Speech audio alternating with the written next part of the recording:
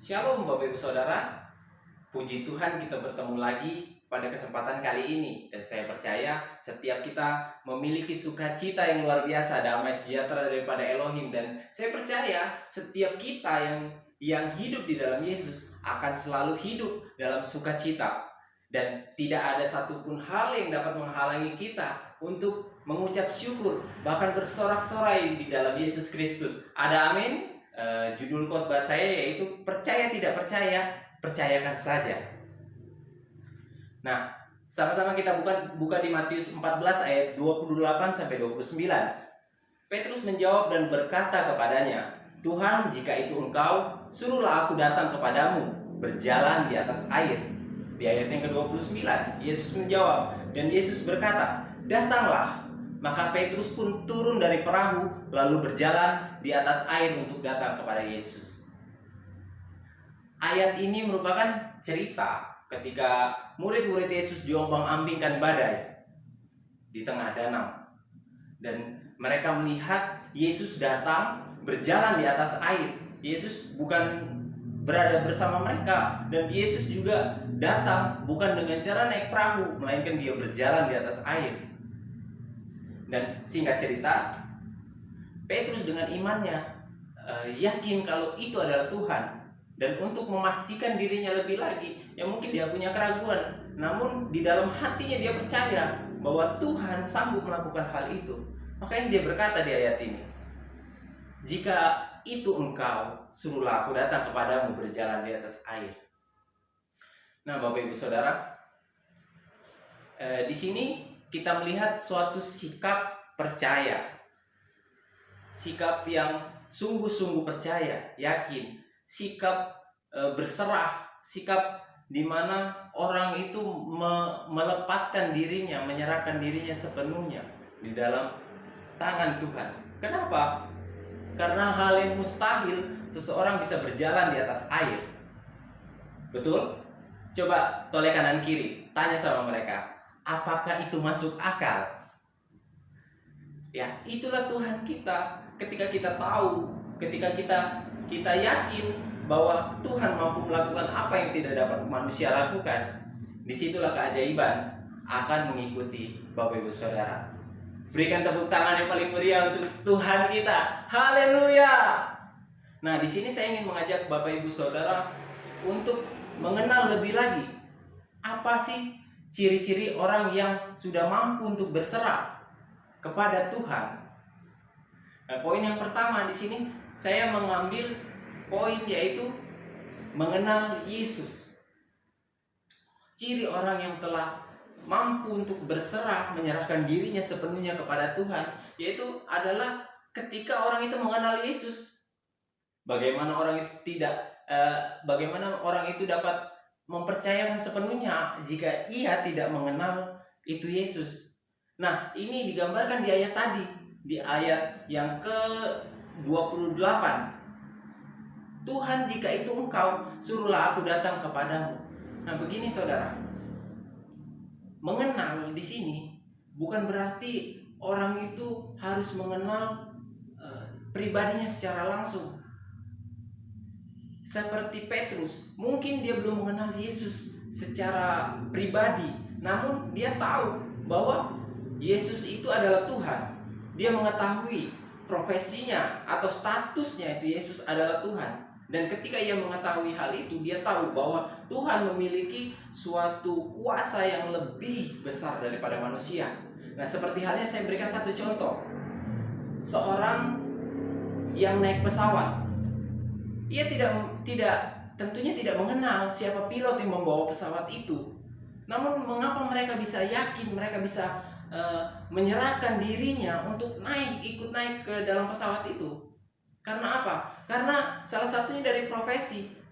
Ya, ketika kita mengenal Yesus sebagai juru selamat, ketika kita mengenal bahwa walaupun mungkin bukan mengenal secara mendalam, namun kita mengenal iya, ada Yesus sebagai juru selamat. Walaupun kita belum mengenal secara pribadi, kita belum mengetahui detail tentang Yesus, namun itu cukup untuk membuat kuasa ketika kita berserah kepada Yesus. Contohnya apa ya? Seperti orang yang naik pesawat tadi. Dia tidak mengenal itu pilotnya siapa. Namun dengan dia mengenal bahwa seorang pilot adalah orang yang menguasai seluk-beluk pesawat, orang yang mampu menerbangkan pesawat dan tidak jatuh, menerbangkan pesawat dengan selamat. Seperti itu juga mengenal yang saya maksudkan di poin pertama ini. Ketika seorang sudah mengenal bahwa ada Tuhan, ada juru selamat, walaupun ia tidak mengenal secara pribadi, percayalah kuasa Yesus akan turun kepada setiap mereka yang menyerahkan dirinya dengan mengakui bahwa Yesus adalah Tuhan dan juru selamat. Berikan sorak-sorai yang paling meriah untuk Tuhan kita. Haleluya! Dan selanjutnya Bapak Ibu Saudara, poin yang kedua. Itu poin yang kedua apa? Yaitu mengikuti tuntunan. Ketika yang pertama tadi ciri dari orang yang berserah, yang sudah mampu untuk berserah itu adalah percaya atau mengenal Yesus. Dan poin yang kedua ini adalah mengikuti tuntunan. Orang-orang yang telah mampu menyerahkan dirinya, mereka akan mengikuti tuntunan. Itulah ciri orang yang sudah mampu berserah. Mengapa? Kita lihat di Matius 14 tadi, ayat yang ke-29. Di situ Yesus berkata, datanglah. Nah, di ayat yang ke-28 tadi kita melihat bahwa Petrus meminta Yesus untuk suruhlah aku datang kepadamu berjalan di atas air. Dan di ayat yang ke-29 Yesus berkata, datanglah. Dan ketika Petrus datang mengikuti tuntunan Yesus, ia mampu berjalan. Di situ dikatakan bahwa lalu berjalan di atas air untuk datang kepada Yesus.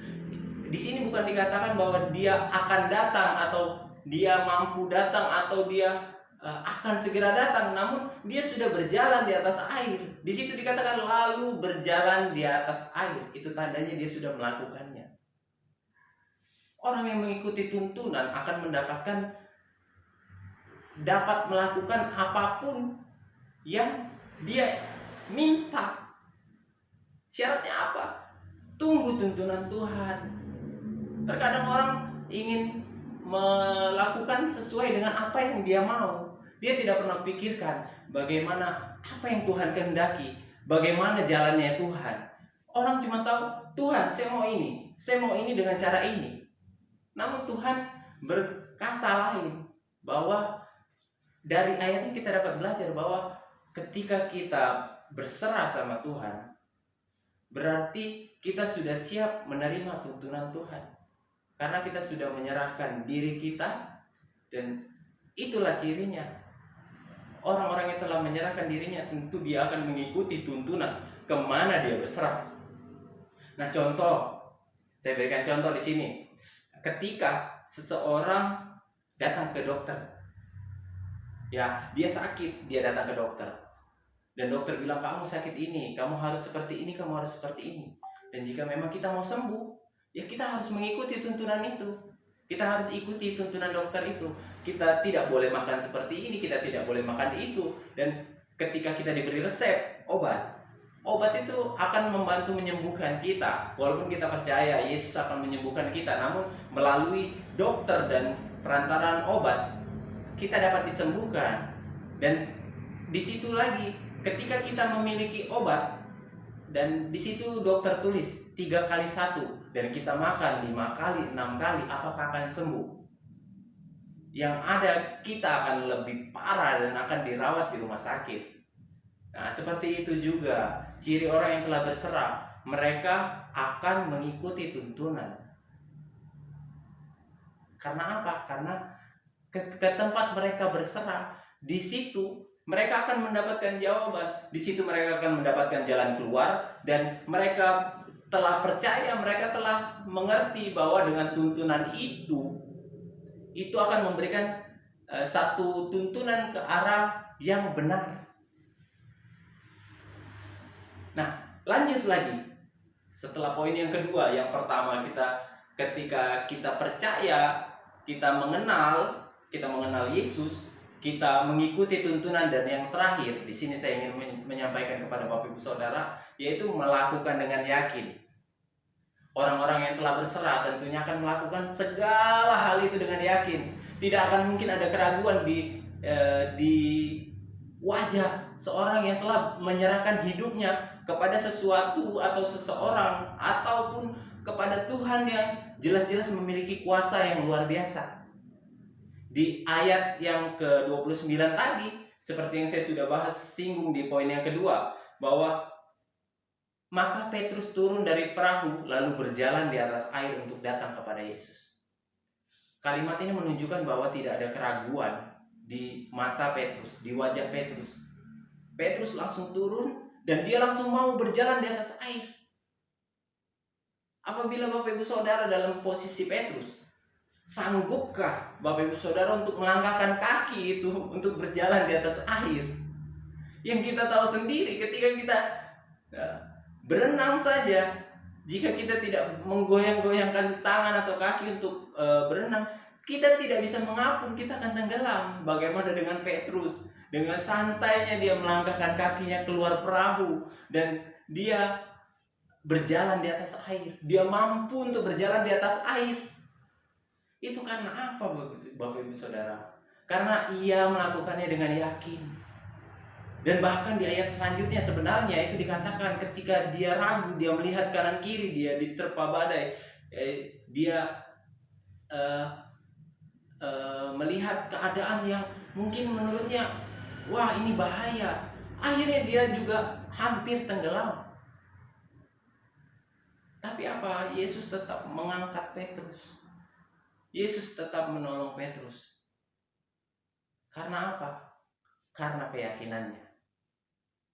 Nah itu tadi Bapak Ibu Saudara, dari 3 hal ini kita dapat belajar bahwa ketika kita ingin berserah, kita harus melihat kepada ciri-ciri orang-orang yang telah sanggup untuk menyerahkan dirinya. Untuk apa? Agar apa? Agar kita dapat memahami bagaimana cara kerja Tuhan di dalam hidup kita ketika kita ingin menyerahkan diri kita kepada Tuhan.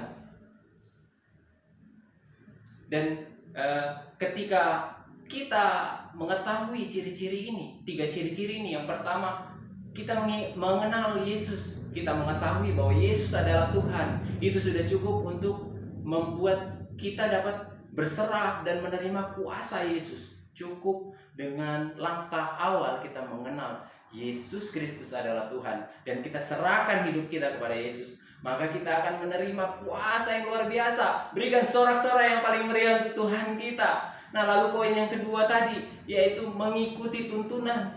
Ketika kita sudah mengenal Yesus, kita tahu bahwa Yesus adalah juru selamat, kita serahkan hidup kita dan kita ikuti tuntunannya. Dan itulah ciri kita telah menyerahkan hidup kita kepada Yesus. Lalu poin yang terakhir, yaitu melakukan dengan yakin. Ini mungkin terlihat gampang, tapi hanya orang yang dengan iman yang besar yang mampu melakukan ini. Dan hanya orang-orang yang memang sudah menyerahkan hidupnya sepenuhnya kepada Tuhan yang saya percaya sanggup untuk melakukan ini. Maka dari 3 hal ini kita dapat belajar lebih lagi bahwa ketika kita berserah, kita dapat mendapatkan kuasa yang luar biasa. Dan bagaimana cara kita berserah dan apa yang menjadi tolak ukur kita sudah berserah atau belum. Dari sini kita belajar dan kita evaluasi diri kita lagi. Kita belajar lebih lagi untuk merendahkan diri di hadapan Tuhan. Kita untuk merendahkan hati, untuk mengerti apakah kita sudah sanggup untuk berserah kepada Yesus, ataukah kita hanya menjadi orang yang menyerah, atau bahkan kita menjadi orang yang belum berserah, masih mengandalkan diri kita sendiri. Itu semua pilihan di tangan kita. Dan saya percaya mau mereka yang sudah bisa berserah, yang belum bisa menyerahkan dirinya sepenuhnya kepada Tuhan, atau bahkan yang sudah menyerah pun, saya percaya semuanya ada dalam genggaman Yesus dan ada dalam keselamatan Yesus. Namun apa yang bisa dia nikmati di dunia ini ditentukan dari bagaimana caramu dapat menyerahkan dirimu kepada Tuhan.